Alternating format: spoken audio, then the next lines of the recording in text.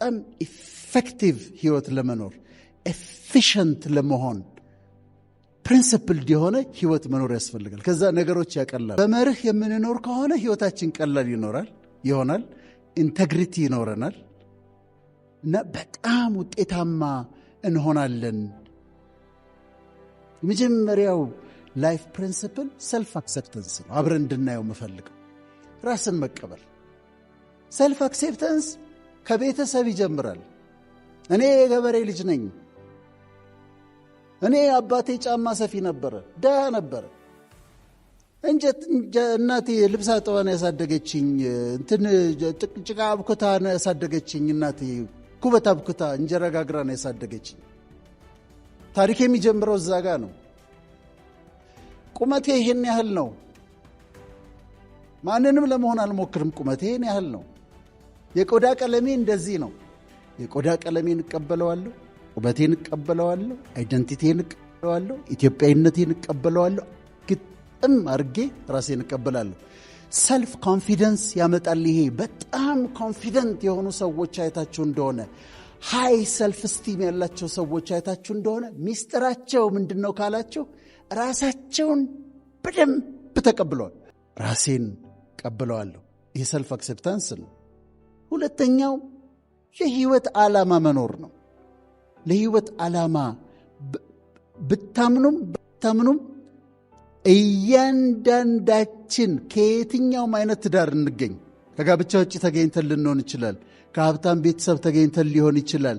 ከድሃ ቤተሰብ ተገኝተን ምንም አይነት አስተዳደግ ሊኖረን ይችላል። ግን ዓላማ አለው የመጣንበት። በምድር ላይ የምንኖርበት ዓላማ አለ፣ ፐርፐዝ አለ። የህይወት የተፈጠርንበት የተገኘንበት ፐርፐዝ አለ። እሱን ፈልቅቆ ማውጣት ያስፈልጋል። ከዛ ስታገኙት ስራችሁን እየሰራችሁ የህይወታችሁን ፐርፐዝ ታረጉታላችሁ ማለት ነው። ሶስተኛው አቮይዲንግ ኮምፒቲሽን ነው። ዩ አቮይድ ኮምፒቲሽን። በህይወታችሁ ግን ሚዝረብል ላለመሆን ከፈለጋችሁ ከማንም ሰው ጋር ራሳችሁን አታወዳድሩ። ከራሳችሁ ጋር ተወዳደሩ። ምን መስራት እችል ነበር? ምን ያህል ሰራው? ምን ያህል ማንበብ እችል ነበር? ምን ያህል አነበብኩ ብላችሁ ከራሳችሁ ጋር ተወዳደሩ። በፍጹም ራሳችሁን ከሌሎች ሰዎች ጋር አታስተያዩ። ከማንም ሰው ጋር አትቡ። ግን የራሳችሁን ፖቴንሻል ቱ ደ ማክሲመም አውጥቶ ለመጠቀም ከራሳችሁ ጋር ተወዳደሩ። ከዛ ሰላም ታገኛላችሁ። ምን መስራት እችል ነበረ? ምን ያህል ሰራው? ምን አቺቭ አድርጌያለሁ? ከዚህ በላይ ምን መስራት እችል ነበረ ብላችሁ ራሳችሁን ጋር ተወዳደሩ። አራተኛው ፖዚቲቭ ቲንኪንግ ነው። ሐሳባችሁን ቀና፣ ሁሉን ነገር ቀና አድርጉት። ጓደኛዬ ጋር ደወልኩለት። ከዛ አያነሳም። አየው ጥጋቡን፣ ስልኬን አያነሳም ብዬ ማሰብ እችላለሁ። አንድ ግን አማራጭ አለኝ። አላየውም ወይ የነዳ ይሆናል ብዬ ደግሞ ማሰብ እችላለሁ። ስለ አንተ ያለኝን አመለካከት አስቀድሜ ጥሩ ሰው ነው፣ መልካም ሰው ነው፣ ደስ የሚል ሰው ነው ብዬ ካሰብኩኝ ደስ የሚል ሰው ነው የምትሆንልኝ፣ ጥሩ ነው የምትሆንልኝ።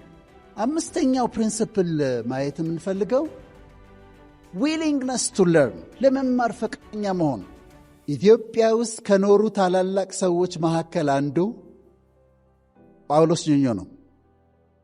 ጳውሎስ ኞኞ ነው። ኢትዮጵያ ውስጥ ከኖሩ ምሁራን አንዱ ጳውሎስ ኞኞ ነው። ጳውሎስ ኞኞ ግን 4ኛ ክፍል ነው ትምህርት ያቆመው። እንዴት ዕውቀት ታጠራቅማለህ አሉ። ጥያቄ የሚጠየቀው ጳውሎስ ኞኞ ነው። እንደዚህ አለ፣ አነባለሁ፣ ሁል ጊዜ አነባለሁ፣ ማታ ስተኛ መጽሐፍ ሳሊዝ እንቅልፍ አይወስደኝም አለ። ሌላ ምን አለ? እጠይቃለሁ አለ። ሬስቶራንት ገብቼ የማላውቀው ምግብ ካለ እንዴት ይህንን አያውቅም ብላ ትታዘበኛለች ብዬ አላስብም። አስተናጋጇን እጠራና ይሄ ምንድን ነው ብዬ እጠይቃለሁ። አንድ ባለሙያ ጋር እያወራሁ የማላውቀው ቃል ከተናገረ ምን ማለት ነው ይሄኛው ብዬ እጠይቃለሁ። ስለዚህ ሰውየው 4ኛ ክፍሉ ተማሪ ስኮላር ሆነና ቁጭ አለ። ለመማር ፈቃደኛ መሆን ያስፈልጋቸዋል። አምስተኛው ወክ ዊዝ ዊዝደም፣ በጥበብ ይኸውላችሁ ወገኖቼ በዊዝደም የምትባል ነገር አለች። ጥበብ የምትባል ነገር አለች። ከእውቀት ትለያለች። ዊዝደም ከሰዎች ጋር እንዴት እንደምትኖሩ ታስተምራችኋለች። ቤታችሁ እንዴት እንደምትይዙ ታስተምራችኋለች። ጠብን እንዴት አቮይድ እንደምታደርጉ ታስተምራችኋለች። መስሪያ ቤታችሁ ውስጥ እንዴት ቆንጆ ደስ የሚል ኢንቫይሮንመንት እንደምትፈጥሩ ታስተምራችኋለች። ዊዝደም ነው። ጠላቶቻችሁን ግደሉ የሚባል አባባል አለ። ጠላቶቻችሁን ግደሏቸው ይባላል። ምን ማለት ነው? አንተ ላይ ኔጌቲቭ እንደሆነ እና እንዲህ እንደሚያይ የምታውቀውን ሰው ትሄድና አፕሪሼት ታደርገውና የሚደነቅ ነገሩን ታደንቅና ወዳጅ ታደርገዋለህ። ጥበብ ነው። ለምን ስትታገል ትውላለህ? አንድ መስሪያ ቤት ነው የምትሰራው። ከሱ ጋር ስትታገል ከምትውል በዊዝደም ትሄድና ጠላትነቱን ነው የምትገለው፣ ሰውየውን አይደለም። ጠላትነቱን ትገይና ወዳጅ ታደርጊዋለሽ። ይሄ ዊዝደም ነው። ከዛ ከሰው ሁሉ ጋር ሰላም፣ የሚቆረፍድ ነገር የለም፣ የሚጋፋ ነገር የለም። በዊዝደም ትመላለሳለህ፣ ዊዝደም ትኖራላችሁ። ቀጥሎ ያለው ኢንተሊጀንት ነው። ቢ ኢንተሊጀንት። ኢንተሊጀንሲ 3 ሜጀር አይነት አሉ። አንደኛው ኮንቬንሽናል ኢንተሊጀንሲ ነው። ሁለተኛው ኢሞሽናል ኢንተሊጀንሲ ነው። ሶስተኛው ሶሻል ኢንተሊጀንሲ ነው። ኮንቬንሽናል ኢንተሊጀንሲ ዩኒቨርሲቲ ገብተን የተማርነው፣ ሃይስኩል የተማርነው፣ አንብበን ያገኘነው እውቀት that's called conventional intelligence። ጥሩ ነው። ሁለተኛ ግን ኢሞሽናል ኢንተሊጀንሲ አለ። ኢሞሽናል ኢንተሊጀንሲ ማለት ስሜቶቻችንን የማወቅና ስሜቶቻችንን የማረክ ችሎታ ኢሞሽናል ኢንተሊጀንስ ይባላል። ሶሻል ኢንተሊጀንሲ ደግሞ ከሰዎች ጋር ኢንተራክት የማረጋችን ችሎታ ሶሻል ኢንተሊጀንስ ይባላል። አሁን ምሳሌ ልስጣችሁ። ፕሮፌሰር ነው። ኮንቬንሽናል ኢንተሊጀንሲ በጣም ሃይ ነው። ያልተሸለመው ሽልማት የለም። ኮንቬንሽናል ኢንተሊጀንሲ በጣም ሃይ ነው። ሲናደድ ብርጭቆ አንስቶ ይወረውራል። ኢሞሽናል ኢንተሊጀንሲው ለሆነ ስሜቱን መግዛት አይችልም። ኢሞሽኑን ሃንድል ማድረግ አይችልም። ወይም ኮንቬንሽናል ኢንተሊጀንሲው በጣም 2 PhD ያለው ከአጎቱ ልጅ ጋር ከተነጋገረ 10 ዓመት ሆኖታል ተኮራርፎ። ሶሻል ኢንተሊጀንሲው ሎ ነው። ስለዚህ ምንድነው መሆን ያለበት? ኮንቬንሽናል ኢንተሊጀንሳችን ሃይ ይሁን፣ ኢሞሽናል ኢንተሊጀንሳችን ተናዴ ምሁር ሆኖ ግን መስኮት ከፍቶ ከባለ ታክሲ ጋር የሚሰዳደብ ሰው እያላያችሁ ምን አንተ ምንም ይባባል። ኢሞሽናል ኢንተሊጀንሲ ሎ ነው። ከእህቷ ጋር ከእናቷ እህት ጋር መነጋገር አትችልም፣ ምሁር ነች። ሶሻል ኢንተሊጀንሲዋ በጣም ሎ ነው። ኢንተሊጀንት ከሆነን በሁሉም እንሆን። ስለዚህ ኢንተሊጀንት ከሆናችሁ ኮንቬንሽናል ኢንተሊጀንት ሁኑ፣ እውቀት ይኖራችሁ። ኢሞሽናል ኢንተሊጀንሲ ይኖራችሁ። ራሳችሁ ስሜቶቻችሁን አይደንቲፋይ አድርጓቸው። አሁን እየተናደድኩኝ ነው። ኦኬ I'm getting angry, I'm getting frustrated, I'm a little bit down, depressed ሆኛለሁ። ስለዚህ እንዴት ማኔጅ ላድርገው ብሎ ማለት ኢሞሽናል ኢንተሊጀንሲ ይባላል። ከወንድሜ ጋር፣ ከእናቴ ልጅ ጋር፣ ከጓደኛዬ ጋር፣ ከኮሊግስ ጋር፣ ከአብሮ ሰራተኞቼ ጋር ኢንተራክት ማድረግ መቻል ሶሻል ኢንተሊጀንሲ ነው። ወደ 8ኛው ሊድ ፕሪንሲፕልስ እያየን ነው። ቴኪንግ ኖ ኦፌንስ፣ በቀላሉ መቀየም፣ መከፋት፣ ክፍት፣ በጣም ሴንሲቲቭ መሆን። አትቀየም፣ በሴንሲቲቭ አትሁኑ፣ አይክፋችሁ። ማለት የሆነ አለቃ ሲያናግርህ ትንሽ ቆጣ ያለ ከመሰለ ከፍቶ ልብ ተሰብሮ አዝነ ተጎድታቷል፣ ቴክ ኢት ኢዚ። በተለይ ደግሞ እህቶቻችን አይክፋሽ። ለምን ብሎ ይከፋሻል? ኦፌንድድ አትሁኝ። ብዙ ሰው አይነት ሰዎች ጋር ነው የምትኖሩት። ሰዎች ፐርፌክት አይደሉም፣ ሊያሳዝኗችሁ ይችላሉ። ግን በፍጹም ኦፌንድድ አትሁኑ፣ በቀላሉ አትቀየሙ። ከዛ የምስጋና ህይወት ኑሩ። ግራቲቲዩድ ያስፈልጋል። you have to be grateful። ዛሬ እንደዚህ አምሮባችሁ ዘንጣችሁ ለፕሮግራም ለሽልማት ጤነኛ ሆናችሁ ሳትታመሙ እንደዚህ ሆናችሁ ስትቀመጡ በውስጣችሁ you have to be grateful፣ አመስጋኞች መሆን አለባችሁ። 10ኛው go for the best በህይወት ዱዓም ስታረጉ ስትጸልዩ የምትሉት አለ እንደው እባክህ አላህ ሆይ እግዚአብሔር ሆይ ትንሽ እንትን ብትሰጠኝ እንደው ትንሽ ቤት ብትሰራልኝ ለምንድን ነው ትንሽ የሚሰጥሽ ትልቁ ለማን ሊሆን ነው እንደው ትንሽ ነገር ለምን ትልቁን አትማርም why not go for the best ይሄ ዓለም ዩኒቨርስ ብዙ ነገር አለው ለሁላችንም ይበቃ ነገር አለው በጣም ብዙ ስለዚህ go for the best ድሪም ስታረጉ ተለቅ አድርጋችሁ ድሪም አድርጉት ከፍ አድርጋችሁ ድሪም አድርጉት አንደርስታንድ ታይሚንግ ይሄ ደግሞ በጣም ኢምፖርታንት ነው ለመሰላችሁ ኤምብሪዮሎጂ የሚባል ሳይንስ አለ ሴቶች ጸንሰው የሚወልዱት ከ37 ሳምንት እስከ 42 ሳምንት ነው ከ37 ሳምንት በፊት ከወለደች ፕሪተርም ነው በጣም ከቀደመ ደግሞ ምን ይሆናል ሳምባችን ሰርፋክታንት የሚባሉ ነገሮች አሉ ስንወለድና ሳምባ ኤክስፓንድ እንዲያደርግ የሚያደርጉ ነገሮች ናቸው እሱ አያድግም ቀድሞ ከተወለደ ሳምባው አያድግም ስለዚህ ልጁ መተንፈስ ያስቸግረዋል ጆንዲስ ይሆናል ቢጫ ይሆናል ኢንፌክሽን ያዳል ለምን ያለ ጊዜው ስለተወለደ ከ42 ሳምንት በኋላ ደግሞ ከቆየ አሁን ስንወለድ እዚህ ጋር ሱቸርስ የሚባሉ አሉ ስንወለድ አጥንቶቹ ተለያይተው ነው የምንወለደው አይገጥሙም ስለዚህ በማህፀን ጭንቅላታችን በሚያልፍበት ጊዜ የተለያዩት አጥንቶች ኦቨርላፕ ያደርጋሉ ከዛ ጭንቅላታችን ትንሽ ይሆናል ከተወለድኩ በኋላ ኤክስፓንድ ያደርግና ከዛ መግጠም ይጀምራል እዚች ጋር እርግብግቢት እሷን የአራት አጥንቶች መገናኛ ነች እና ገጥሞ 42 ሳምንት ከሆነው ግን አጥንቶቹ ውስጥ ይገጥማሉ በማህፀን ለፍ ስትሉት ልጁ ያስቸግራል ከጊዜው አትቅደም ዌይት ከጊዜው ደግሞ አትዘግይ ፐርፌክት ታይሚንግ ነው ወቁት ትክክለኛ ታይሚንግ ነው ወቁት ማድረግ ያለባችሁን ነገር ጊዜው ነው ወይ is this the right time ብላችሁ ጠይቁ ከዛ በኋላ በጊዜው ትክክለኛ ነገር አድርጉ accept what you cannot change መቀየር የማትችሉትን ነገር ተቀበሉት እኔ የሕክምና ተማሪ ሆኜ ዋናው መማረው ለምን ነበር መሰላችሁ ቶሎ ጨርሼ እናቴን ለመርዳት ነበር በጣም በቃ ትንስማር ሁሉ ማስበው እናቴን በቃ ዶክተር ሆኜ ሰራና እንዲያረግና 3ኛ ዓመት ተማሪ ሆኜ እናቴ ሞተች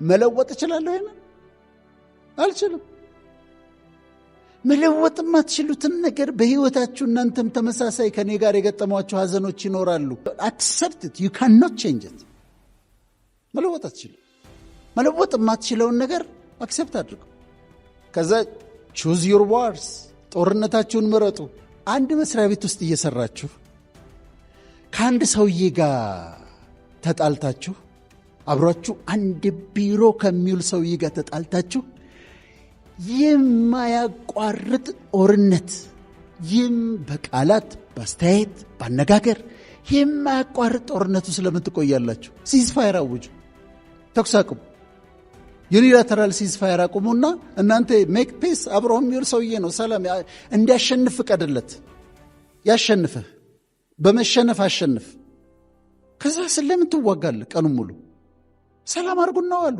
አምራችሁ ሰላም ደስ ብሎት ይዋል forgiving all and avoiding vengeance አንድ ነገር ልንገራችሁ በደንብ አዳምጡ ቂም ሳይንቲፊክ የሆነ ነገር ነው የምነግራችሁ ይቅር አለ ማለት ኮርቲሶል የሚባል ሆርሞን ሰውነታችን ውስጥ እንዲጨምር ያደርጋል ኮርቲሶል የሚባል ሆርሞን ኮርቲሶል ምን ያመጣል መሰላችሁ ከፍ ሲል ደም ብዛት ሃይፐርቴንሽን ስኳር ዲያቤቲስ መልተስ ፔፕቲክ አልሰር ዲዚዝ የጨጓራና የአንጀት ቁስለት ኢንተስቲናል ፖሊፕስ አስማ አላስፈላጊ ውፍረት ኦቤሲቲ እድሜ ማጠር እርጅና የቆዳ መሸብሸብ ዲፕሬሽን አንዛይቲ ጭንቀት ያመጣል ምን ቂም ይቅር አለ ማለት አሁን ያስቡት እኔ የሆኑ ሰዎች አስቀይመውኛል እንበል እነሱ ላይ ቂም ይዤ ቅራልለም ቢጅ ደዝije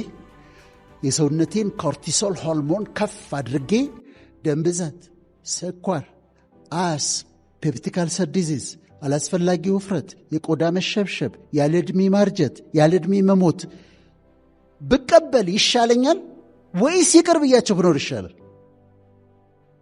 ፎርጊቭ ደም። ያረገኝ ግን እኮ አንተ ተንኮሉን አታውቅም።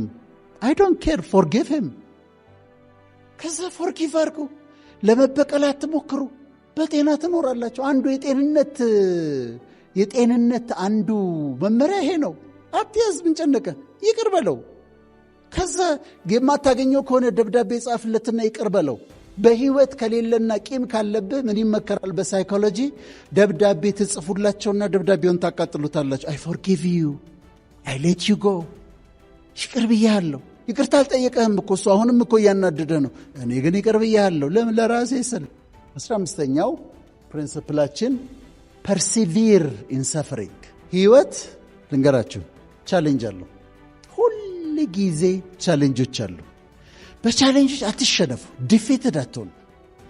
ጽናት ያስፈልጋችኋል። በመከራ ውስጥ ጽኑ። በቻሌንጆች ውስጥ ጽኑ። ፐርሲቪር አድርጉ። ጸንታችሁ ስትወጡ እንዴት ጠንካራ ብርቱ ሰው ሆናችሁ ትወጣላችሁ። ስለዚህ ጽናት ያስፈልጋችኋል። 16ኛው የደስታ ምንጫችሁን ንጹሕ አድርጉት። ፒውር ጆይ ኤንድ ሬስት።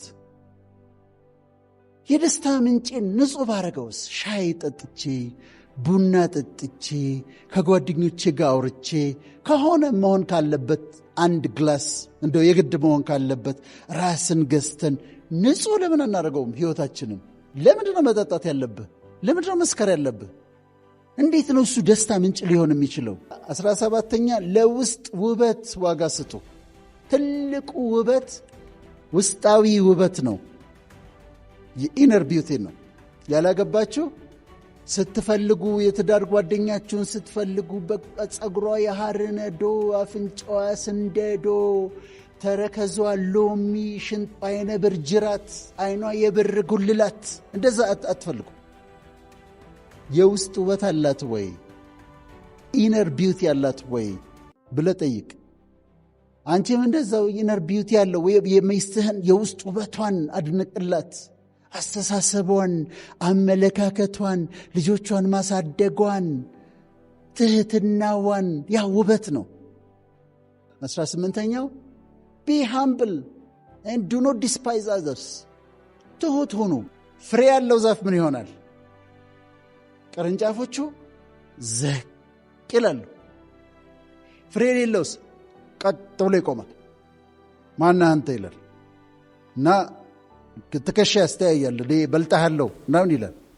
እንደ ፑሊ ነው። እናንተ ፑሊ ትዝ ይላችኋል ፊዚክስ ላይ። በዚህ ጋር ዝቅ ስታደረጉት በዚህ ጋር ከፍ ይላል እና እናንተ ራሳችሁን ዝቅ ስታደረጉ ከፍ ትላላችሁ። አትጠራጠሩ። ትህትና ያዋጣል፣ ሁል ጊዜም ያዋጣል። ዲሲፕሊንድ መሆን ነው። ቢ ዲሲፕሊንድ ኢን ላይፍ። እኔ ሰክሰስፉል ሰዎችን ታሪክ አጠናለሁና ሳጠና አንድ ኮመን ፋክተር ያገኘሁትን ነገር ልንገራችሁ። በጣም ሃይሊ ሰክሰስፉል የሆኑ ሰዎች ሃይሊ ዲሲፕሊንድ ናቸው። የሚተኙባት ሰዓት ፊክስድ ነች። 4 ሰዓት ከሆነ የሚተኛው 4 ሰዓት ላይ ይተኛል። አለቀ። 11 ሰዓት ከሆነ የሚነሳው 11 ሰዓት ይነሳል። የሚበላበት ሰዓት አለው፣ የሚዝናናበት ሰዓት አለው፣ የሚተኛበት ሰዓት አለው፣ የሚነሳበት ሰዓት አለው፣ የሚያነብበት ሰዓት አለው። ይሄ የማንበቢያ ሰዓቴ ነው ይላል። ዲሲፕሊንድ ነው። ዴድላይን ይጠብቃሉ። እስከ ሰኞ ታድረሳላችሁ ካላችኋቸው ሰኞ ነው የሚያደርሱት። ዲሲፕሊንድ ነው። ዲሊጀንስ አላቸው። ዲሲፕሊንድ ናቸው። ኦል ሰክሰስፉል ፒፕል ኮመን የሆነ ነገር ምን ታገኛላቸው? ዲሲፕሊንድ ናቸው። ሃይሊ ዲሲፕሊንድ ናቸው።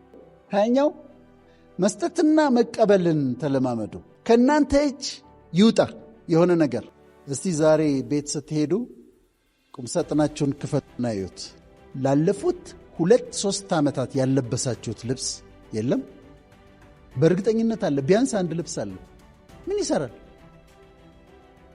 አውጣና ለሚገባው ሰው ስጠው። ለእሱ ፋሲካ ነው። አንተ ጋር ቁምሳጥን ያጠበበብህ ነገር እሱ ጋር ሲሄድ የሚያስገርም ነው። አውጡና ስጡት። ልብሳችሁን ቼክ አድርጉ፣ አውጡና ስጡ። ዕቃ ካለ የተቀመጠ የማይሰራ አውጣና ለሚያስፈልገው ሰው ስጠው። ብዙ ሰው ፋይናንሻል ስትሮክ የሚመታው ይጠብቃል እንዲመጣ፣ ከሱ እጅ ግን አይወጣም። ከዛ ከአንተ እጅ አንድ ነገር ይውጣ፣ ከፈጣሪም እጅ የሆነ ነገር ይወጣል። ስለዚህ መስጠት ተለማመዱ። ልብሳችሁን አውጡና ስጡ፣ ዕቃውን አውጡና ስጡ፣ ጊዜ ስጡ፣ ፍቅር ስጡ፣ አፕሪሺዬሽን ስጡ። ገንዘብ ብቻ አይደለም። አንደኛው ፎሎ ዮር ሃርት ኢንስቲንክት የሚባል ነገር አለ። ኢንቱዊሽን የሚባል አሁን መሪዎች ስትሆኑ በማይንዳችሁ አስባችሁ ሪዝን አውት አድርጋችሁ የምትወስኗቸው ውሳኔዎች አሉ አይደል? ግን አንዳንዴ በሪዝኒንግ የማትወስኑት ውሳኔ አለ። ስለዚህ you have to listen to your heart። ትላልቅ ፖዚሽን ላይ ያላችሁት በተለይ ውስጣችሁን ታዳምጡና I don't think so በሚሆን አይመስለኝም ትላላችሁ። ኢንስቲንክት ነው፣ ኢንቱዊሽን ነው። ሊደርሺፕ ላይ በጣም ያስፈልጋል። ሁሉን ነገር በእውቀት አንወስነው፣ ኢንቱዊሽን ያስፈልጋል። 22ኛው give due honor። ክብር ለሚገባው ሰው ክብርን ስጡ። ፖዚሽን የሚበልጥህን ሰውዬ ሪስፔክት ነው። that's okay። ፖዚሽን አክብሩ። ፖዚሽንን ስታከብሩ ፖዚሽናችሁ ይጨምራል። ስለዚህ መከባበር፣ ክብር ለሚገባቸው እናትን ማክበር፣ አባትን ማክበር፣ በእድሜ የሚበልጡንን ማክበር፣ ያስተማሩንን ሰዎች ማክበር፣ በፖዚሽን የሚበልጡንን ሰዎች ማክበር። 23ኛው መስማማት አይጠበቅባችሁም፣ ግን ፕሬየር ሃልፕስ። ዱዓ ማድረግ ይረዳል። በእስልምና ክርስቲያን ከሆናችሁ መጸለይ ይረዳል። ወደ አላህ መጸለይ፣ ወደ እግዚአብሔር መጸለይ፣ ወደ ያህዌ መጸለይ እንደ እምነታችሁ ይረዳ ይታልፍ። ሪሊጂየስ የሆኑና ነን ሪሊጂየስ የሆኑ ሰዎች ተጠንቷል። the religious guys, the religious people, they are more healthy, they live longer, they have less depression, they have less anxiety። የተሻለ ጤንነት፣ የተሻለ ህይወት፣ ረዥም ዘመን ይኖራሉ ሃይማኖት ያላቸው ሰዎች። እና የተዋህዶ ልጅ ከሆንክ ወደ ቤተ ክርስቲያን ጎራ በል፣ ሂድ፣ ግድ የለም። ሞደርን ሰዎችም ሆኖ እንደዛ ነው። ሙስሊም ከሆንክ ወደ መስጊዱ ብቅ በል፣ ፕሮቴስታንትም ከሆንክ ወደ ቸርች ብቅ በል መርጠህ እና በግል ጸሎት ጊዜ መውሰድ ያስፈልጋል። መጨረሻው ታሪክ እንስራ። ታሪክ ሰሪዎች አሉ፣ ታሪክ ጸሐፊዎች አሉ፣ ታሪክ አጥኞች አሉ። እኛ ታሪክ ማንበብ እንችላለን፣ ግን ታሪክ ደግሞ እንስራ፣ ለሌገሲ እንስራ። የመጨረሻ ንግግሬ ነው። ቢያንስ ለልጆቻችን ሌገሲ እንተው። ሰው ከ40 ዓመት በኋላ የሚኖረው ለሌገሲ ነው ይባላል። ለትውልድ ለጀነሬሽን ሌገሲ መተው ቢያቅተኝ ቢያንስ ለልጆቻችን ሌገሲ እንተውላቸው። የመልካም አርአያ፣ የመልካም ህይወት፣ የጥሩ ስም እንተውላቸው፣ ጥሩ ታሪክ እንተውላቸው እና ለሌጋሲ ትተን ለመሄድ እንስራ።